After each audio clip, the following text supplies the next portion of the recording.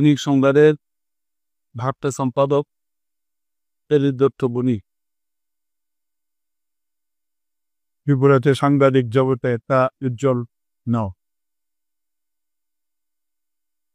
দীর্ঘদিন ধরে ওনার সাথে আমার পরিচয়, ছাত্রাবস্থা থেকেই ওনার সাথে আমার পরিচয়, এবং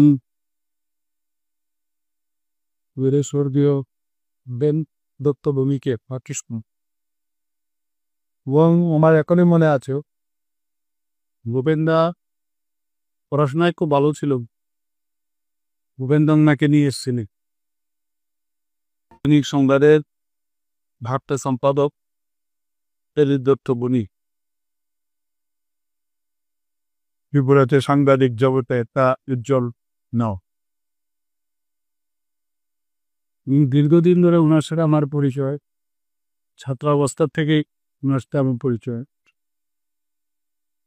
এবং স্বর্গীয় বেন দত্ত ভূমিকে পাকিস্তান, এবং আমার এখনই মনে আছে ভূপেন্দা পড়াশোনায় খুব ভালো ছিল। ভূপেন্দা ওনাকে নিয়ে এসেছিলেন,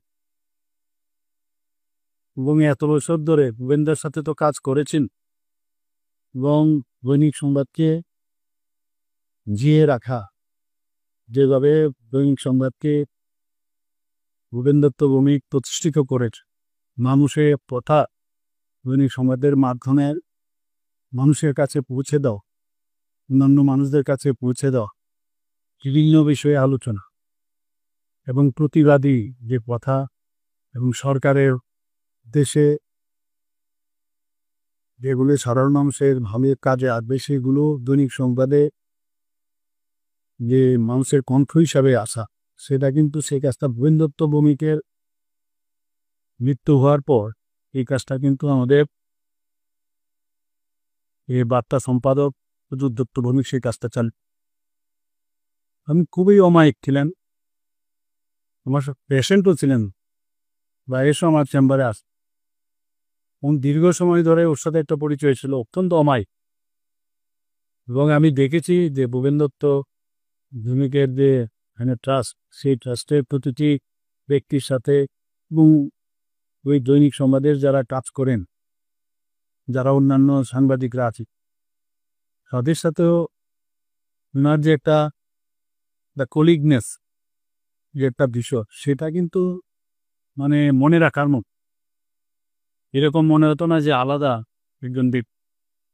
সবাইকে নিয়ে দৈনিক সংবাদকে যেভাবে উনি চালিয়েছে, মনে হয় শুধু দৈনিক সংবাদ না, আমাদের সংবাদ জগতে একটা, আমি বলবো একটা বিশিষ্ট নক্ষত্র ওটা আমরা আমাদের সংবাদ জগৎ থেকে আমরা হারালাম।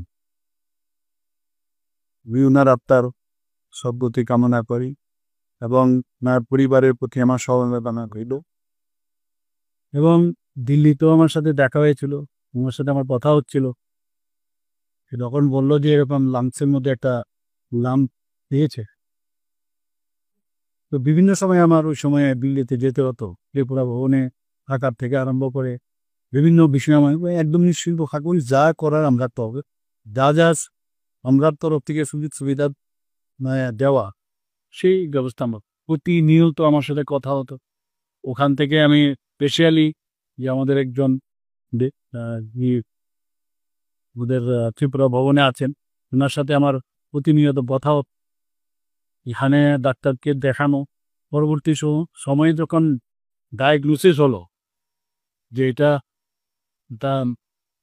সিএ পরে ওনারা বললেন যে সিএ লাম্প, তখন আমি ওনার সাথে আবার কথা বললাম যে কোথায় অপারেশনটা। উনি বললেন যে না, আমার এখানে ভালো লাগছে, আর এইমসের মধ্যে সব কিছুই আছে, ডিসিশন কিন্তু আপনারই নিতে কোথায় পড়াবে।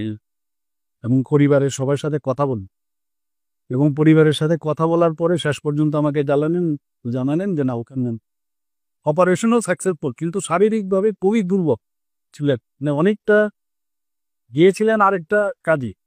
যে বললেন যে আমি পরবর্তী দেখালো যে শ্বাসকষ্ট হচ্ছিল, ওই দেখা থেকে ওই ডায়াগনোসিস অপারেশনও সাকসেসফুল হয়েছে, পরবর্তী সময়ে যখন হসপিটাল থেকে ছাড় পেলে আবার দেখা গেল লাঞ্চে একটা ইনফেকশন, বা আরেকটা হসপিটালে ভর্তি হলো, সেখান থেকেও আবার এইমসে নিয়ে যাওয়া আছেন সব। আমাকে যেমন জানালো, আবার আমি এইমসে নিয়ে যাওয়ার ব্যবস্থা করলাম। ডাক্তারুল্লাহ প্রচণ্ড পরিশ্রম করে শেষ রক্ষা হয়। একজন ভালো বন্ধু এবং একজন ভালো সাংবাদিক এবং ভালো বার্তা সম্পাদক বাংলাদেশ ত্রিপুরার জন্য একটা বিরাট লস। তাই আমরা সমবয়সী বলে যে আমরা একসময় একসাথেই পড়াশুনো